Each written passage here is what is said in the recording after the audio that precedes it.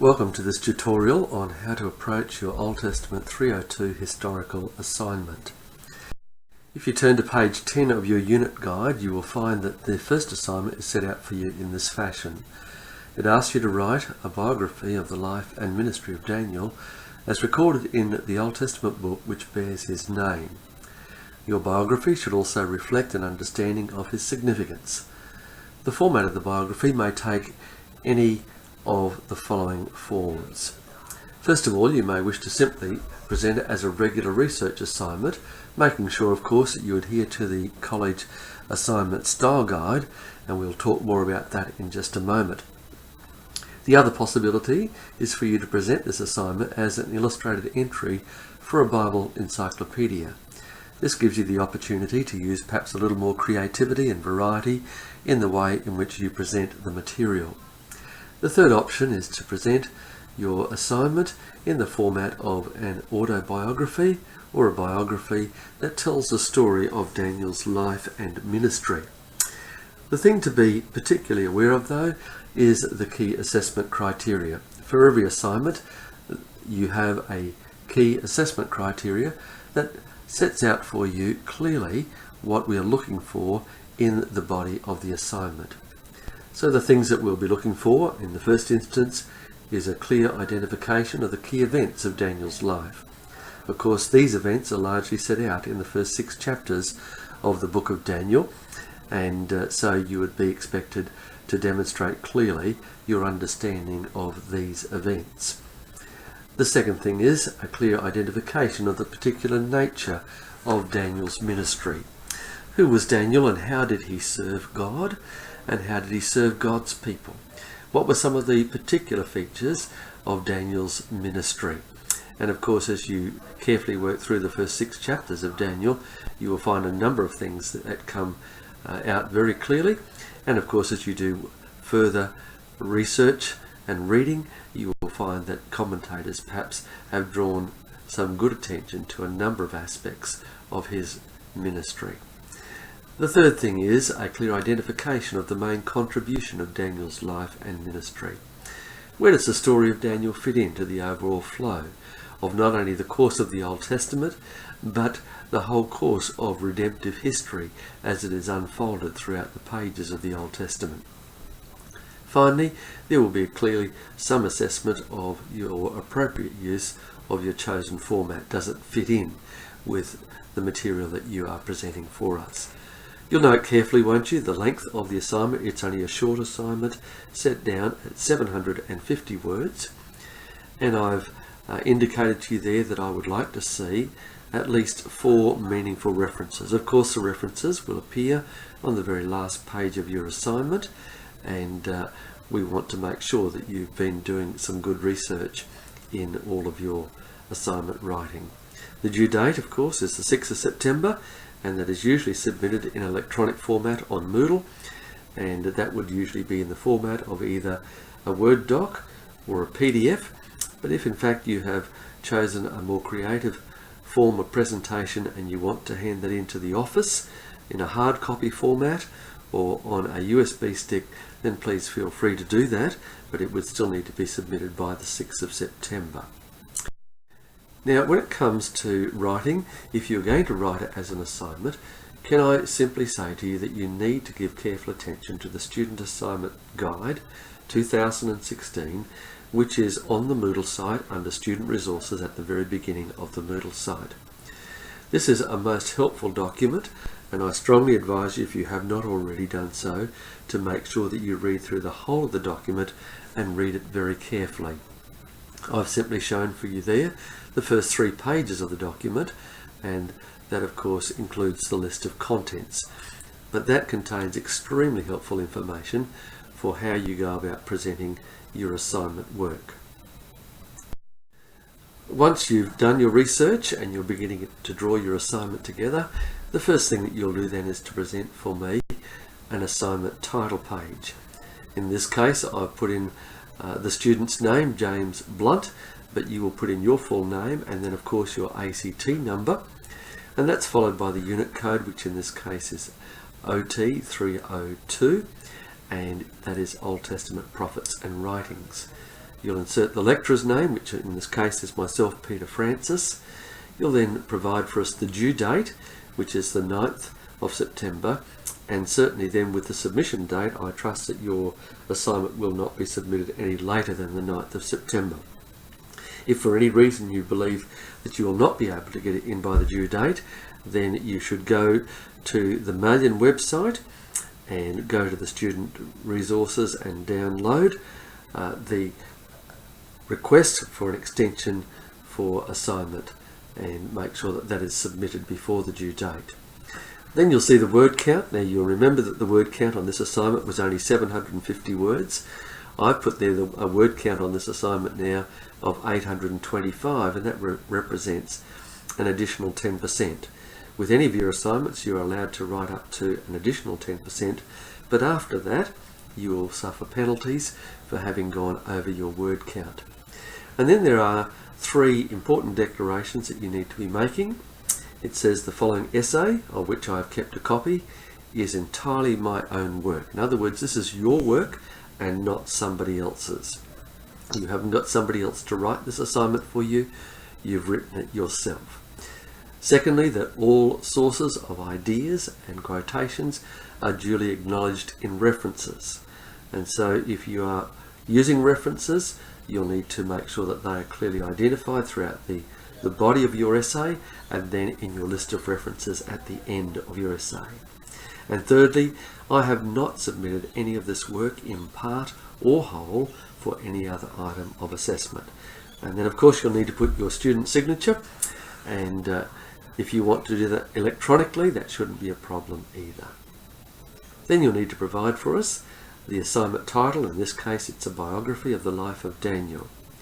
The next part you'll see there is the assignment outline, and with every assignment you should provide for us at least some outline. So the simple outline I've put for this assignment is an introduction, and then the key events of Daniel's life, and then the main contributions of Daniel's life, and then a brief conclusion.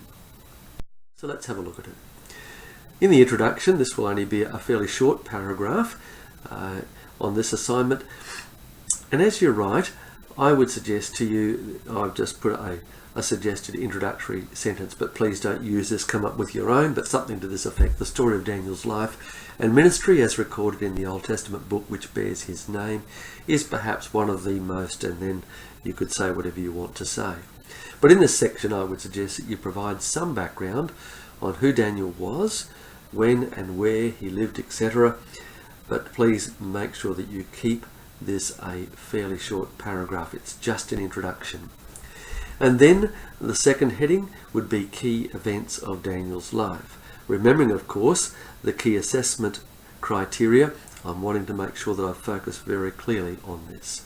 And so, for example, I might start by saying, in the first 6 chapters of the book of Daniel, we are introduced to, and then I could go on to talk about Daniel as he is presented to us. I've also included there a little statement just simply to show you how to make sure that you have referenced correctly. So, for example, in Longwood and Dillard's book, which was published in 2007, on page 381, they note that the book is set in the context of world events from approximately 605 BC to the mid-530s. Now, I want you to notice the way that I've actually set that out. I have the authors' names, and in this case there are 2 authors, so I need to include both of their names. And then in brackets I have the year of the publication of the book, and in this particular case the book that I'm referring to is a book entitled An Introduction to the Old Testament. And then after the year of publication I have a comma, a space, and then the page number 381, and that clearly identifies where this quote is coming from. They note that, and then the actual quote is in double inverted commas, and you'll see that I've set it out in that fashion. For more information about proper in-text referencing, I strongly advise you to read through carefully the Student Assignment Guide to make sure that all of your in-text referencing is correctly formatted. The third section there I've called the main contribution of Daniel's life, and that's in keeping with the assignment assessment criteria. And so, for example, I've suggested an introductory sentence that goes something like this: throughout the record of Daniel's life and ministry, we see the clear evidence of a servant of God who, and then I could go on. But again, this is just an example. I don't want you to cut and paste this, but it's just an example to give you an idea. And then you'll see, finally, the fourth heading is conclusion. And so I might start my conclusion by saying, of all of those who were carried into Babylonian exile, Daniel was, and in this way I'm going to write just a brief, very brief paragraph that pulls together the essence of all that was contained in this brief assignment. You'll notice that throughout the assignment we strongly advise you to use headings and number each of those headings. This is a good way to keep yourself clearly on track with your assignment and making sure that you're addressing all of the key assessment criteria. And then, of course, at the very end, on the last page, you are to provide your list of references. Now, this list of references is not from this assignment, but I want to draw a few things to your attention. You'll notice that in the list of references, that the references are listed in alphabetical order. That is the alphabetical order of the surname of each of the authors. Then you'll see that after having put their surname first, there's a comma, and then their first name and initial, and then a full stop, and the year of publication. In this first one here by F.F. Bruce, published in 1970, you'll see that this came from a book that was entitled New Bible Commentary.